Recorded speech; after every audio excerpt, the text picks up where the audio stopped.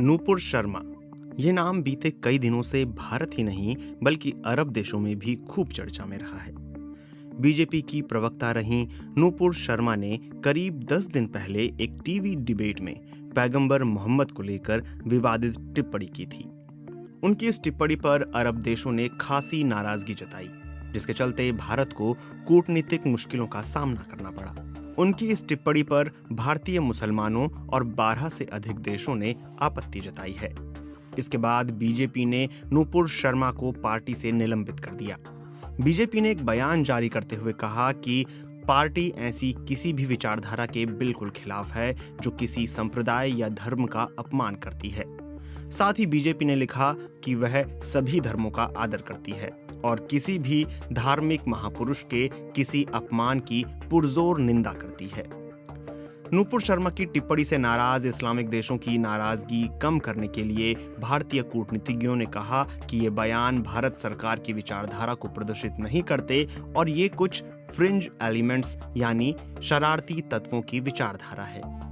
हालांकि कई लोगों का कहना है कि नूपुर शर्मा बीजेपी का फ्रिंज एलिमेंट नहीं है।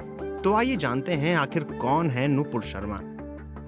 बीजेपी से निलंबित किए जाने से पहले तक 37 साल की वकील रहीं नूपुर शर्मा आधिकारिक तौर पर बीजेपी की प्रवक्ता थीं।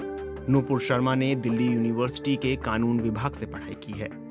उन्होंने अपने राजनीतिक करियर की शुरुआत साल 2008 में उस वक्त की जब वो अखिल भारतीय विद्यार्थी परिषद यानी ABVP की उम्मीदवार के तौर पर दिल्ली यूनिवर्सिटी छात्र संघ की अध्यक्ष चुनी गईं। ABVP राष्ट्रीय स्वयंसेवक संघ की छात्र शाखा है। लंदन स्कूल ऑफ इकोनॉमिक्स के इंटरनेशनल बिजनेस लॉ में मास्टर्स करने के बाद वो भारत लौटी, जिसके बाद साल 2011 में उनके राजनीतिक करियर का ग्राफ तेजी से आगे बढ़ने लगा। नूपुर शर्मा ने साल 2013 में दिल्ली विधानसभा चुनावों में बीजेपी की मीडिया कमेटी में अपनी जगह बनाई। 2 साल बाद जब फिर से चुनाव कराए गए तो वो आम आदमी पार्टी के संयोजक अरविंद केजरीवाल के खिलाफ बीजेपी की तरफ से चुनावी अखाड़े में उतारी गईं। इसी दौरान उन्हें आधिकारिक तौर पर दिल्ली का पार्टी का प्रवक्ता बनाया गया और फिर 2020 में उन्हें बीजेपी की राष्ट्रीय प्रवक्ता बनाया गया। बीते कुछ सालों में नूपुर भारतीय टेलीविजन चैनल में जाना पहचाना चेहरा बन गई थीं। लगभग हर शाम टीवी पर उन्हें अपने राजनीतिक प्रतिद्वंदियों के साथ बहस करते, कभी-कभी उन पर तीखे कटाक्ष करते सुना जा सकता था। पार्टी से निलंबित किए जाने के बाद नूपुर शर्मा ने एक बयान जारी किया और कहा कि वो बिना शर्त अपनी टिप्पणी वापस ले रही हैं। हालांकि उन्होंने अपनी टिप्पणी को सही ठहराते हुए यह दावा भी किया कि मेरे सामने बार-बार इस प्रकार से हमारे महादेव शिव जी के अपमान को मैं बर्दाश्त नहीं कर पाई और मैंने रोष में आकर कुछ बातें कह दी।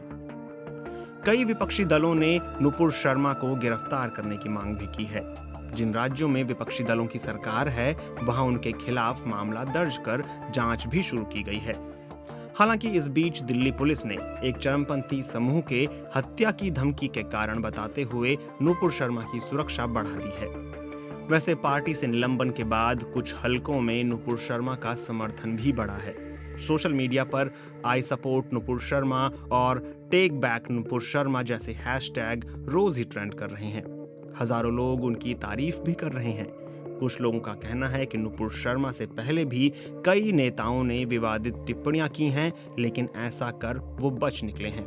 तो जरूरी नहीं कि ये विवाद नूपुर शर्मा के करियर का फुल स्टॉप साबित हो।